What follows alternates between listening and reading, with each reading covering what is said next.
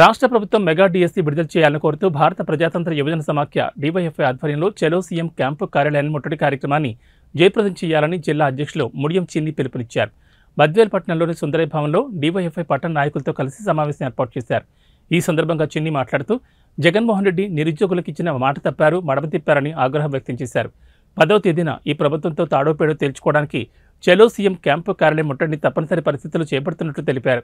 ఈ ముట్టడితో అయినా రాష్ట్ర ప్రభుత్వంలో చలనం వస్తుందేమో అని తెలిపారు.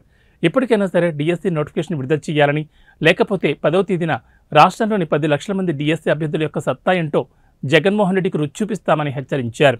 డిఎస్సి నోటిఫికేషన్ తక్షణమే రాష్ట్ర ప్రభుత్వం విడుదల చేయాలని చెప్పేసి రేపు సెలో సీఎం క్యాంప్ ఆఫీస్ ముట్టడికి భారత ప్రజాతంత్ర యువజన సమాఖ్య డివైఎఫ్ఐ రాష్ట్ర వ్యాప్తంగా పిలుపునివ్వడం జరిగింది.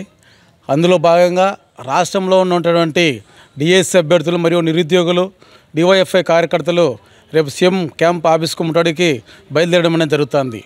అదేవిధంగా 3వ తేదీ విద్యాశాఖ మంత్రి బొత్స సత్యనారాయణ కార్యాలయాన్ని ముట్టడించడం జరిగింది.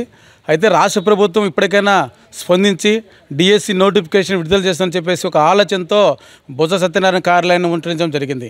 ఎటువంటి స్పందన లేకపోవడంతో డివైఎఫ్ఐ రాష్ట్ర కమిటీ పిలుపులో భాగంగా చలో సీఎం క్యాంప్ కార్యాలయాన్ని ముట్టడించాలని చెప్పేసి కూడా పిలుపునివ్వడం జరిగింది.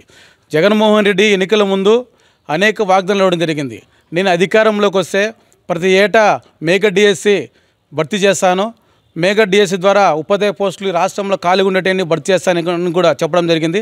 ఇప్పటికే రాష్ట్ర వ్యాప్తంగా 6 లక్షల మంది డిఎస్సి అభ్యర్థులు టీటీసీ, బీఈడి అలాగే అనేక బీఈడి కోర్సులు చేసి ఈరోజు వేలాది రూపాయలు ఈరోజు కోచింగ్ సెంటర్లకు ఇచ్చి ఈరోజు అప్పులు చేసినటువంటి పరిస్థితి ఏర్పడుతుంది.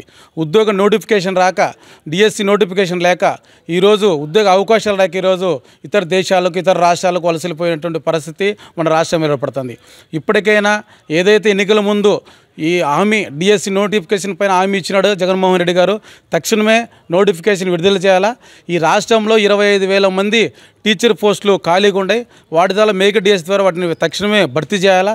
లేకపోతే రాష్ట్ర వ్యాప్తంగా అభ్యర్థులతో కూడా పెద్ద ఎత్తున ఆందోళన చేస్తానని కూడా డివైఎఫ్ఐ సిద్ధంగా ఉందని చెప్పేసి కూడా చెప్పడం జరుగుతుంది.